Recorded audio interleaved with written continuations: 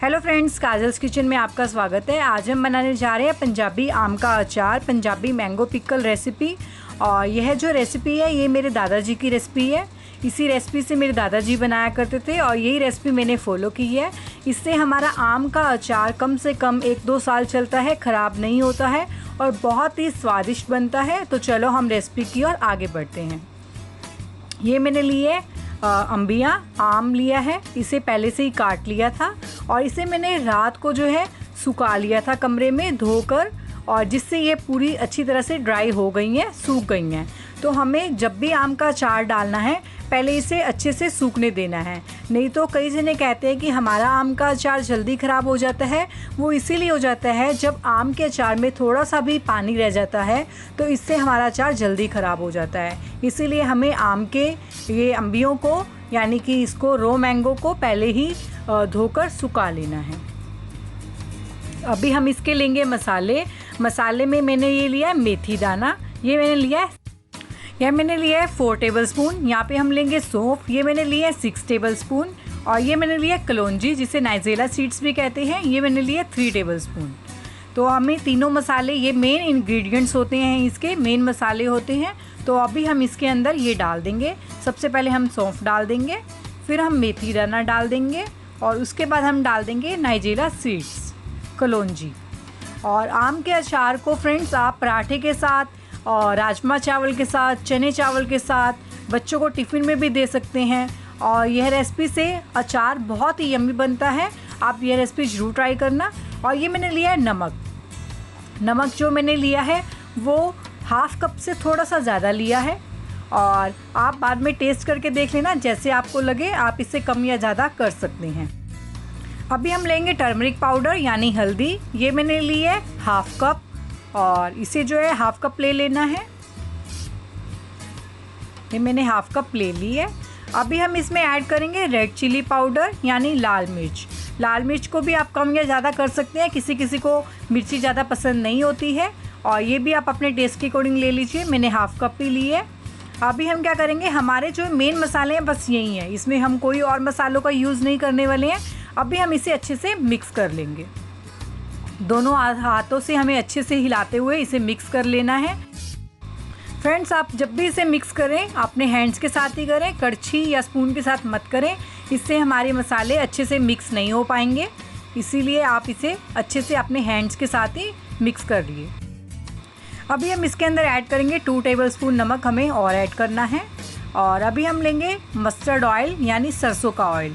सरसों का तेल अभी हम इसमें नहीं डालते हैं, लेकिन यहाँ पे हम थोड़ा सा इसमें ऑयल डालेंगे ताकि ये हमारे जो मसाले हैं वो अच्छे से मिक्स हो जाएं।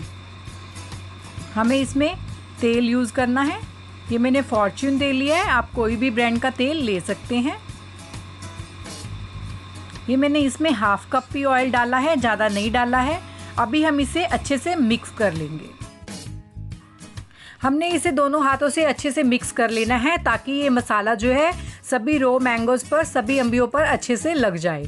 और फ्रेंड्स, पंजाबी घरों में क्या होता है, पंजाबी घरों में सिर्फ हम लोग नमक की रोटी बनाते हैं यानी नमक का पराठा बनाते हैं, साथ में यही अचार खाते हैं, बहुत ही टेस्टी लगता है। और हमारा जो ये मसाला है वो अच्छे से लग गया है।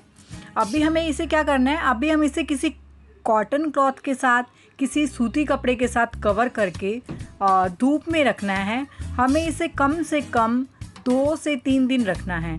अगर आपके वहाँ धूप कम है तो आप इसे 6 से 7 दिन के लिए रखें, और हमारे यहाँ धूप ज़्यादा थी तो मैंने इसे 2 से 3 दिन के लिए धूप में रख दिया है। इस तरह से आप किसी कपड़े के साथ कवर करके, किसी दुपट्टे के साथ, और जो भी हो कॉटन का हो, और इसे कवर करके धूप में रख दें।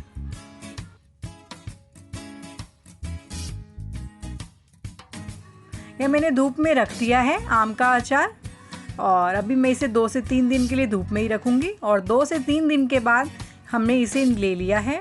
अभी हम इसमें देखो 2 से 3 दिन के बाद हमारा अचार जो है ऐसे सूखा ड्राई हो जाएगा, सभी मसाले इसमें अच्छे से लग गए हैं। और अभी हम इसे अच्छे से मिक्स कर लेंगे। अभी हम इसके लिए कड़छी यूज़ कर सकते हैं क्योंकि हमारे मसाले जो हैं ऑलरेडी इसमें लग चुके हैं। और हमारा जो मेन हैंड्स का वो होता है वो इसलिए होता है ताकि ये इसमें लग जाए मसाले। बस ये देखो कैसे एक एक अंबी पे कैसे मसाला लग गया है। अभी हम आम का अचार डालने के लिए एक जार लेंगे और ये जो है ध्यान रखें सूखा होना चाहिए, बिल्कुल ही गीला जरा सा भी नहीं होना चाहिए वरना अचार ख़राब हो जाएगा। ये 2 से 3 साल क्या 1 महीना भी नहीं चलेगा। इसीलिए आप ध्यान रखें जब भी किसी जार में अचार डालते हैं तो वो पूरा अच्छे से क्लीन, साफ़ सुथरा और सूखा होना चाहिए। अभी हम इसमें अचार डाल देंगे।